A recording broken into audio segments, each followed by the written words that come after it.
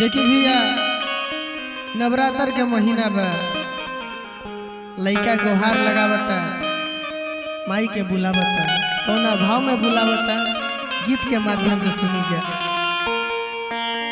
कि माई राउरी रहिया निहारता नया नवा छछना तजिया हिल देई दर्शनवा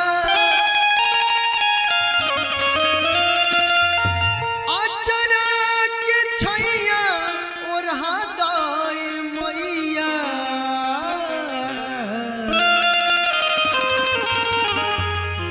मानिल रोशनवा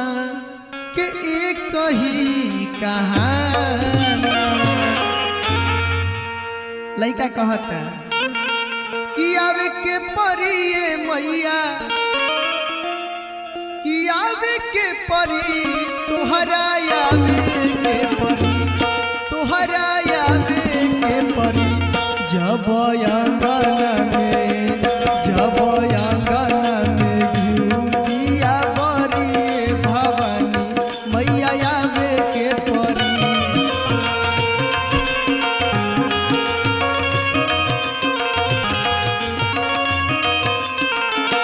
जब आंगन में घुटिया बरी भवानी मैया आवे के परी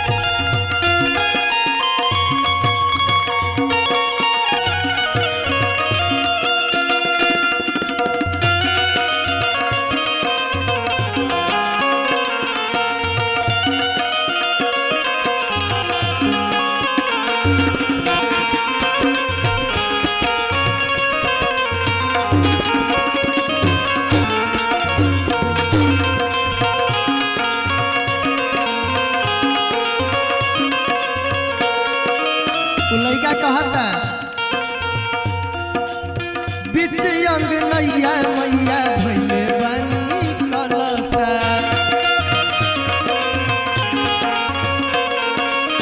बिच अंग नैया मैया भइले बानी कलसा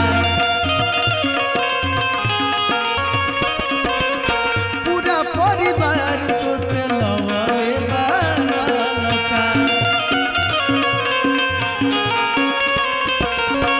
कहता पुरावे के परी हो श्रद्धा आवे के परी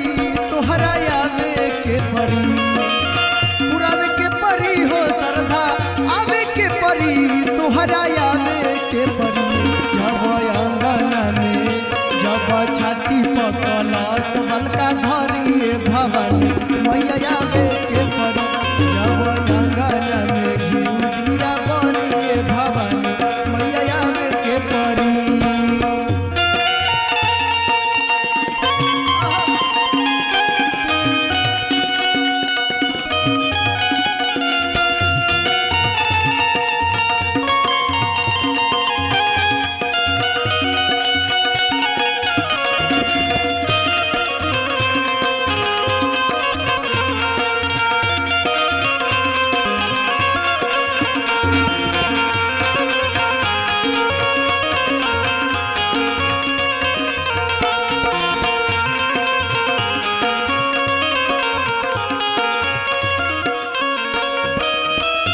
लइका कहता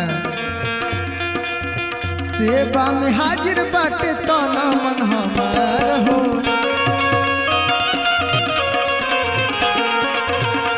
पोती घरवा